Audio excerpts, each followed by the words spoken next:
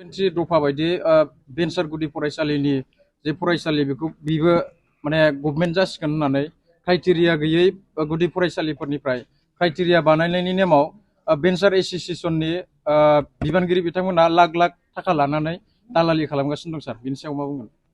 बे इनफरमेशनखौ आं दासिमबो मोनाखै। जोंनि एलपि एसोसिएशन, एमइ स्कुल बा एलिमेन्टारि आरो सेकेन्डारि बिथांमोना जोंखौ गोबां खेब लोगो हमदों, जोंजों सावरायदों। दा बिथांमोननियाव मा सोलिदों मा सोलियाखै जों मिथिया। जोंनि स्पिरिट, जोंनि सिन्थाया जाबाय एकर्डनि दफा बायदियै आसाम सरकारा स्कुल प्रभिन्सियेलाइज खालामनांगौ। बर' मिडियाम, एसामिस मिडियाम, जि मिडियामानो जायामोन बिटिआरआव गासिबो मिडियामा प्रभिन्सियेलाइज जानांगौ। आरो आउटसाइड बिटिआर, आउटसाइड बड'लेण्ड बर' मिडियामा प्रभिन्सियेलाइज जानांगौ। बिनि थाखाय थांनाय जि जुथुमा गिबि मन्थ्रिजों बेयाव मोनसे माइन'रिटि तयार खालामनाय जादों, जेराव हायार सेकेन्डारि बा जुनियर कलेज, सिनियर सेकेन्डारि आरो हाइ स्कुल लेभेलसिम प्रभिन्सियेलाइजेसननि मोनसे बेयाव हिसाब होनाय जादों। बे हिसाबा जागायजेननाय। दा जेरैबायदि 10थाया जाबाय, एनादार 16थाया जानांगोन कलेजनि बेलायाव, आरो गासै हाइ स्कुल हायार सेकेन्डारि जानांगोन, एलपि एमइआबो जानांगोन। दा बेखौ लानानै सोरबा बेबायदि जुदि माने बायदिसिना थासारि, बायदिसिना जुदि मावनाङै खालामनाङै खामानिखौ मावदोंब्ला बे मोजां नङा। आरो बिनि सायाव जों मिथिनो नाजागोन। आरो बिनि जि बेबायदि खामानिया जुदि जादोंब्ला बे बन्द जानांगौ। बेबायदि जानायखौ जों मोजां मोना। खारन कुनु थाखा फैसा गैयाबासिनो, थाइसेबो खरस गैयाबासिनो माने फ्रि एन्ड फेयार स्कुल आरो कलेज प्रभिन्सियेलाइजेसना जानांगौ। आरो कलेजनि बेलायावबो जेरैबायदि खोथा, जेरैबायदि एकर्डनि दफा ओरैबायदि बेयाव मावफुंनाया जादों। बेयाव थाखा फैसानि कुनु बाथ्रा फैयाखै। आरो बेखायनो एसोसिएशन कमिटिया दाजायो, दानो हानाय खामानि मावनायनि थाखाय डाटा तथ्य नांगौ। खिन्थु बेयाव जाहाथे बेबायदि कुनु सोलिया, आरो सोलिदोंना सोलियाखै जोङो मिथियाखै। निस्सय जों बेखौ तदन्त खालामगोन। कलेज दिनै गिबि खेबनि थाखाय बे कलेजाव आगान होनो मोननानै दुलाराय बर' फरायसा आफादनि जोङो जि टिम दङ, जोबोरैनो गोग्गानाय आरो गोजोननाय जोङो मोनदों। थांनाय 2020 मायथाइनि 27 जानुवारि बर' पिस एकर्ड बा बिटिआर एग्रिमेन्टनि गेजेरजों 6.3 जि मोनसे दफा दङमोन, बे दफानि आधाराव आसाम सरकार आरो बिटिआर काउन्सिल मोनसे जइन्ट एफर्टनि गेजेरजों आरो दुलाराय बर' फरायसा आफादनि दाबि आरो बे एकर्डआ जिहेतु एबसु आरो एनडिबि इउबिपिअनि गेजेराव जालांदोंमोन, बे सोलोंथाइखौ जौगाहोनांगौनि सार्थआव जोंनि ओनसोलाव थानाय कलेज आरो स्कुल जिखिनि भेन्सार जानानै दङ बेखौ प्रभिन्सियेलाइज खालामनायनि जि दफा, बे दफानि कमिटमेन्ट बायदि 10टा कलेज प्रभिन्सियेलाइज खालामनाय खोथाखौ गिबि मन्थ्रि बिथाङा होदोंमोन।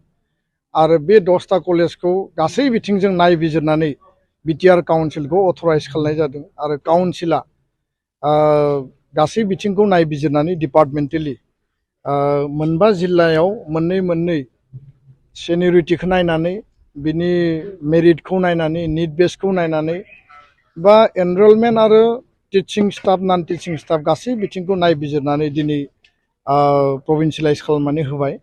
आरो बिनि थाखाय आसाम सरकार बिटिआर काउन्सिलखौ धन्यबाद बावदों। लोगोसेनो रुनिकाटा कलेजआ बे 10टा कलेजनि बे रुनिकाटा, गुरुबासा, सान्तिपुर आरो दादगिरि बे गुवार ओनसोलाव जि मोनसे माने मेक्सिमाम लेभेलनि जि प्रायरिटि दङमोन, जे बेयाव हायार इडुकेसन इनस्टिटिउसन नांगौ। खारन जोंनि फंबाय बिनानाव फरायसा फरायसुलिया बङाइगाव, क'क्राझार बा नोङो इउएन कलेज माने काजलगाव गोबां जायगायाव फरायहैनो गोनां जायो। चइसआ आलदा आलदा थानो हानाय, गावबागाव चइस मथे फरायसा फरायसुलिया फरायगोन। खिन्थु जोंनि गोरिब गुन्द्रानि गथ'फोर जायफोरा गोजानाव थांनो उसुबिदा, रांखावरिनि माने आंखाल, जोंनि जायगायावनो हायार इडुकेसन, मोजां सोलोंथाइखौ, गुन गोनां सोलोंथाइ, क्वालिटि इडुकेसनखौ मोननांगौ। आरो दिनै रुनिकाटा कलेजआ बे गुवार ओनसोलाव मोनसे सिंगल एन्टिटि, मोनसे आइडेन्टिटि लानानै जि प्रभिन्सियेलाइज मोनसे जि खालामजाबाय बा प्रभिन्सियेलाइज जाबाय, बे जोंनि थाखाय जोबोरैनो बाख्नायथाव। आरो गोदान मोनसे सान गोरलै बेयाव ओंखारबाय, गियाननि जि मन्दिर।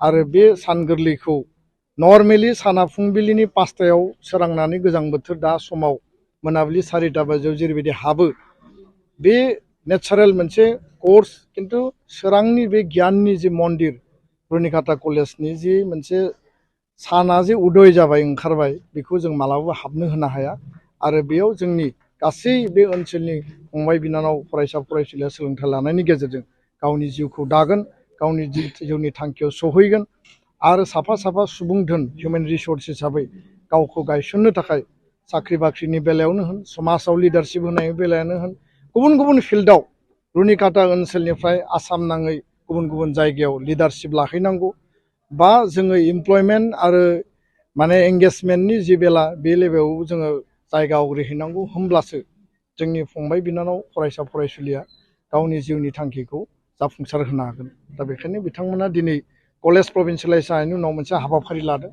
आरो बे हाबाफारियाव बैसोगोरा गुबुन गुबुन हारिनि बर' हारिनि दैदेनगिरि बिबानगिरि एबसुनि चिरां जिल्लानि आफादगिरि गाहाय नेहाथारि एबसुनि गाहाय नेहाथारि खनेन्द्र बसुमतारी आरो गोबां दैदेनगिरिफ्रा बाहागो लादों आरो बेयाव जायगानि हिसाबै जिबिनि चेयारमेन हिसाबै डक्टर सांग्रां ब्रह्म बिथाङा जि मोनसे डायनेमिक लिडारशिप लादों थारैनो बाख्नायनांगोन आरो बिनि कलेजनि प्रिन्सिपाल डक्टर बिजित ब्रह्म बिथांमोननि जि मोनसे इनार्जेटिक मेंनो रोङै जि मोनसे नाजानाय बे जोंनि थाखाय माने बाख्नायथाव गोजोननाय मोनदों आरो उननि समाव बे कलेजखौ मोनसे परिकल्पनानि गेजेरजों मोनसे प्लेनिंनि गेजेरजों बेयाव साइन्स टीम थिसननाय डिपार्टमेन्ट गोदान थिसननाय आरो प्रफेसार एपइन्टमेन्ट होनाय गुबुन गुबुन जिखिनि स्किल आरो भकेशनेल कर्सेसफोर दङ बेखौ मोनसे